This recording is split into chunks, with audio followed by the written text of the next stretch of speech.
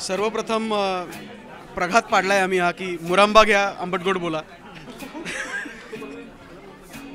ज्या प्रकारे स्टोरी आहे, ज्या प्रकारे त्याचं टेकिंग झालंय, चित्रपटाचं कामं झाली आहेत, एक फ्रेशनेस आहे स्टोरीत आणि अगदी म्हणजे आपल्या घरातली वाटेल अशी गोष्ट आहे आणि त्यामुळे म्युझिक पण तसंच ऑर्गॅनिक फ्रेश आणि ऑर्गॅनिक ठेवायचा आम्ही प्रयत्न केलेला आहे. जास्तीत जास्त लाईव्ह इन्स्ट्रुमेंट्स याच्यात वापरले गेलेले आहेत. 3 वेगवेगळ्या जॉनर्सची ही गाणी आहेत. एक फंक आहे, एक कंट्री साईड गाणं म्हणता येईल आणि एक मागच्या काळाला म्हणजे आपल्यापेक्षा मोठ्या पिढीला रिप्रेझेंट करणार अशी एक गझल आहे जी अनुराधा कुबेर यांनी गायली. वैभव जोशींनी तिन्ही गाणी लिहिली त्यातली. तर असा हा 3 गाण्यांचा एक 3 जॉनर्सचं पॅकेज आम्ही घेऊन आलो आहे तुमच्यासाठी. आम्ही आधी पिक्चर पाहिला, आम्ही आधी गाण्यांचं व्हिज्युअल पाहिला आणि नंतर आम्ही गाणी केलीत. सो हे उलटी प्रोसेस झाली आहे. 1 वर्षभरापूर्वी म्हणून आम्हाला भेटला होता आणि त्यांनी आम्हाला काही सिच्युएशन सांगितलं की अशा आपली गाणी करायची आहेत. आम्ही त्याला खूप त्रास दिला ह्याच्यामध्ये की आम्ही जवळपास 1 वर्ष 1.5 वर्ष याच्यावरती काम करतो आणि आम्ही त्याला पटकन गाणी देत नव्हतो.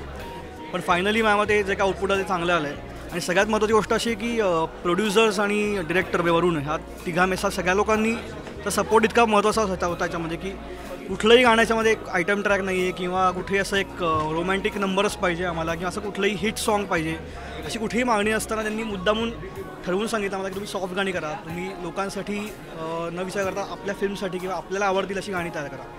सो मला ही सगळ्यात महत्त्वाची गोष्ट असू शकते. आणि म्हणजे व्हिडिओचा विषय निघाला तर 2 गाणी ऑलरेडी तशी शूट झाली होती. ती गाण्यांवर त्याचं एडिटिंग झालं की चुकतंय आणि मुरांबा.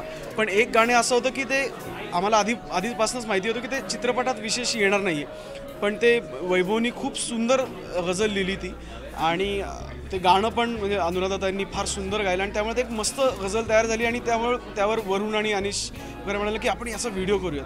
तर हे फारच कौतुकास्पद आहे की अख्खा त्यांनी सगळं शेड्यूल संपलेलं असताना परत सगळं जमून एक त्या गाण्यावर व्हिडिओ तयार केला आणि त्याच्यामुळे ते गाणं जास्त म्हणजे त्या गाण्याला 4 चांद लग गए असं म्हणता येईल की ज्या काळासाठी जो काळ ते गाणं रिप्रेझेंट करतं त्या काळात जाऊन ते एक गाणं पुण्यातला एक वाडा घेऊन वगैरे फार सुंदर व्हिडिओ तयार केला आहे आणि म्हणजे हे फारच कौतुकास्पद आहे म्हणून मला सांगावं असं वाटलं विशेष.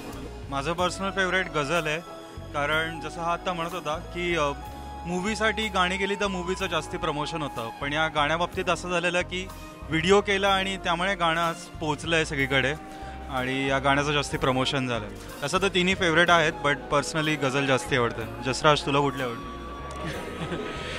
मला चुकतंय थोडंसं म्हणजे बाकी एक 99 म्हटलं तर चुकतंय 100 एवढं थोडंसं जास्त आवडतं. कारण आमे वाघनी ते फार वरचं गायलेलं आहे. म्हणजे आम्हाला अजिबात एवढ्या भारी गायकीची अपेक्षा नव्हती. तो चांगला गातो हे माहिती होतं पण तो फारच भारी गायला आहे, रॉकस्टारसारखं गायला आहे आणि ते सगळं आम्ही लाईव्ह केलं आहे. म्हणजे आम्ही प्रॉपर बँड बसतो तसं आम्ही खूप जॅमिंग करून ते गाणं तयार केलं. त्यामुळे ते अगदी आमचं स्वतःचं गाणं असं झालं नाही. मला म्हणायला मुरंबा मला म्हणता येईल कारण एवढा एक मोठा चाम आमच्या स्टुडिओमध्ये आतमध्ये आला होता. नाही मिथिला पालकरचा एक काय सुंदर चाम आमच्या स्टुडिओमध्ये आला आणि आम्ही तिच्यावर काम केलं. सो ते कधी विसरू शकणार नाही. सो मुरंबा नक्कीच म्हणता येईल मला.